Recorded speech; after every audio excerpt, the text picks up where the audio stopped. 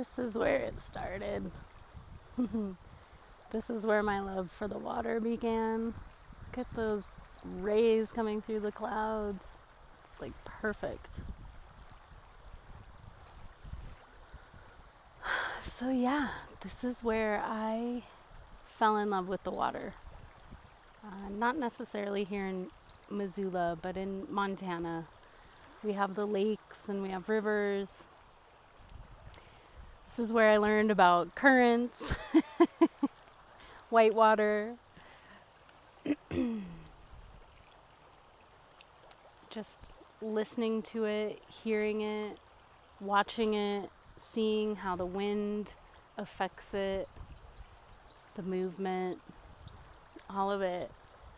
And when I went to the ocean for the first time, and standing on the shore, you know, it looks big. It looks like you can't see the other side. And there's some lakes here where it's similar. But when I really started traveling over oceans and getting into yachting and being out on the water on the boat, like 8 hours in on our way to like Bahamas from Florida, you're thinking, wow, we're really out here. It doesn't end. And for me, it's not scary. I think for a lot of people it's scary. For me, it's so just peaceful. Oh, I love it. I love the sun. It's so peaceful.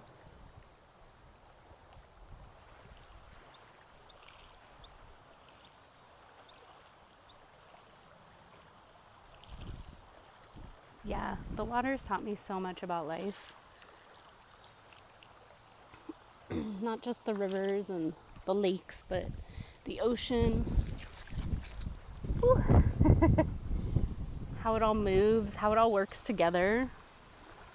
You know, even the fact that the ocean tides are pulled by the moon blows my mind. It's all connected. And I've always been fascinated with the fact that, you know, like all water flows to the ocean eventually, as long as it doesn't get stuck somewhere.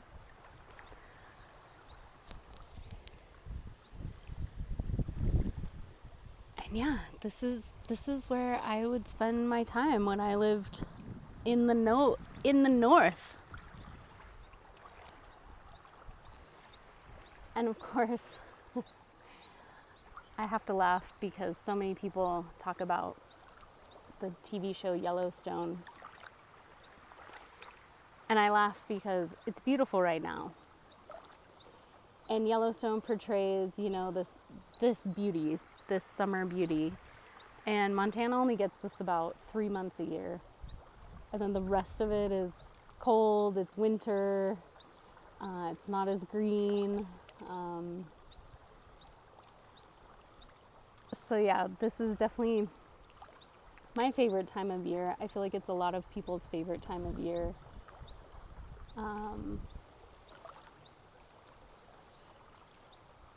It's definitely the easiest time of year where we're not roughing it.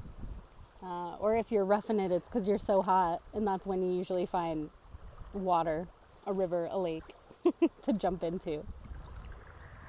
And I've noticed my whole life I've been drawn to the water. When I was growing up, when we would go camping, you couldn't pull me out of the water. I wanted to be in it, on it, near it, and back in it. I love the water. I love it so much. And when I discovered scuba diving, I was just blown away because, you know, the rivers here and the lakes are pretty clear. You can see fairly well, but not all the time, and especially when it gets deeper. And I would always get teased that there were, so many things. I think it was just to get me out of the water, but river monsters and leeches and all the things. And so I was quite scared of like things getting me. And I've heard other people talk about this. And when I went into the ocean and scuba diving for the first time and could just see, because it was in Bali, so I was super lucky, you could just see for like 30, 40, 100 feet of all sides of you, and you realize there's nothing trying to get you. Everything's pretty much ignoring you. If anything, you're scaring them because you're getting too close to their, anemone or their shell, so they pop inside, they hide.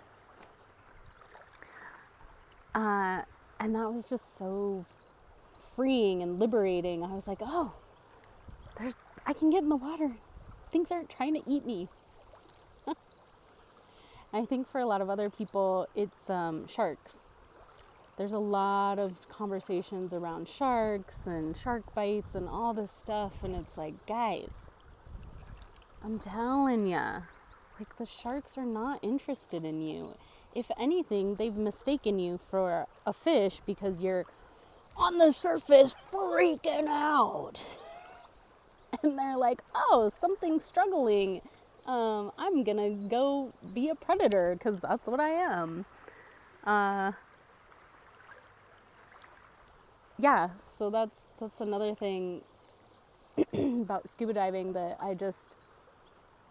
I love. It's made me so much more in tune to nature and to getting to know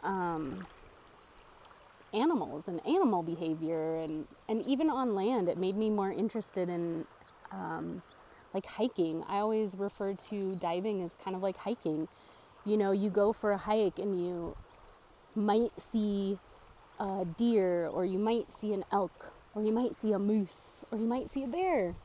And it's all part of the adventure. It's all part of the fun. And it's kind of, for a lot of people, the whole point of hiking is to see the wildlife. And it's the same for diving. And with hiking, the deer, the elk, the moose, the bear, all of it, like, none of it wants to have anything to do with you. If anything, they're protecting their young, or you spooked them, or you scared them, or they confused you for their meal because of how you're acting. They say, like, for a grizzly bear, don't run away from it, because they're used to their prey running away from them. And so they're like, oh, it's a signal to them. Oh, this thing's running away from me. It must be part of my meal plan. And I just think so many humans have forgotten that we're all on this planet together. We're all a part of this planet together. And yeah, we all have behaviors, don't we? We all have animalistic behaviors. We all have learned behaviors. We all have just the natural way of life. And being near the water, whether it's here in Montana or in the Bahamas or across the ocean in Red Sea, Egypt, it's funny because, like, most of the behaviors are the same. No matter what kind of human it is or animal it is. Wow, that just made me think of so many things that we do are, animalistic, learned, carried down generation to generation. And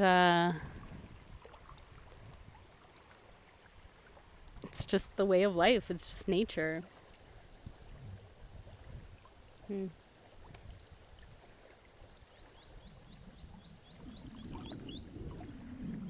I don't know if you could hear those birds.